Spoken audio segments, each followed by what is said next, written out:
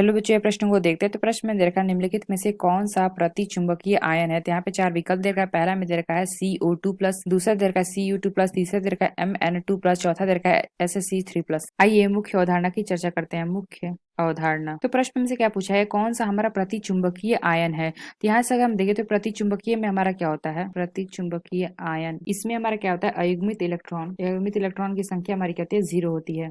तो एक एक करके अगर हम निकाले तो CO2+, इसमें अगर हम देखें इसका इलेक्ट्रॉनिक कॉन्फ़िगरेशन, तो CO2+ में अगर हम देखें तो इसमें हमारा क्या होता है 3D7। यानी कि अगर हम देखें इसमें अयुग्मित इलेक्ट्रॉन की संख्या हमारी कितनी आ जाएगी, तो 1 2 3 4 5 6 7। ध्यान से अगर हम देखें तो ये हमारा क्या हो जाएगा, यहाँ पे अयुग्मित इलेक्ट्रॉन की संख्या हमारी क्या आ जाएगी, 3।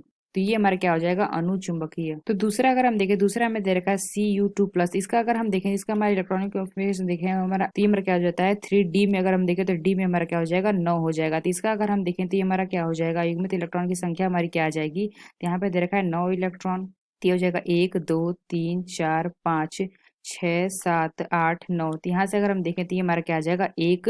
यानी हम कह सकते हैं कि अयुग्मित इलेक्ट्रॉन की संख्या 1 आ गई, तो ये भी हमारा क्या होगा, अनुचुंबकीय। तो तीसरा अगर हम देखें, तीसरा दे रखा है क्या, Mn2+। यहाँ से अगर हम देखें तो Mn2+ का अगर हम निकालेंगे, तो यहाँ पे अगर हम देखें तो 3D में हमारे क्या होंगे, 5 हो जाएगा। तो ये अगर हम देखें तो यहाँ पे हमारा अयुग्मित इलेक्ट्रॉन की संख्या क्या आ जाएगी, 5। तो ये हो जाएगा 1 इलेक्ट्रॉन 2 3 4 5। यहाँ से हमें अयुग्मित इलेक्ट्रॉन की संख्या आ गई 5। तो ये हमारे क्या होंगे, अनुचुंबकीय। तो चौथा अगर हम देखें, चौथा दे रखा है SSC3 पे प्लस। यानी कि अगर हम देखें तो SSC3 पे प्लस, इसमें अगर हम निकालेंगे तो यहाँ पे हमारा क्या हो जाएगा, 3D पे हमारे क्या होते हैं, 0 होता है। यानी अगर हम देखें तो अयुग्मित इलेक्ट्रॉन की संख्या आ जाएगी 0। यानी कि हमने क्या देखा, अयुग्मित इलेक्ट्रॉन की संख्या 0 आ गई, इसलिए हमारा क्या होगा, ये हमारा होगा प्रतिचुंबकीय। तो प्रश्न में से क्या पूछा गया था कि कौन सा हमारा प्रतिचुंबकीय आयन है। तो यहाँ से हम कह सकते हैं जो हमारा D विकल्प है, यह विकल्प हमारा सही होगा, SSC3+।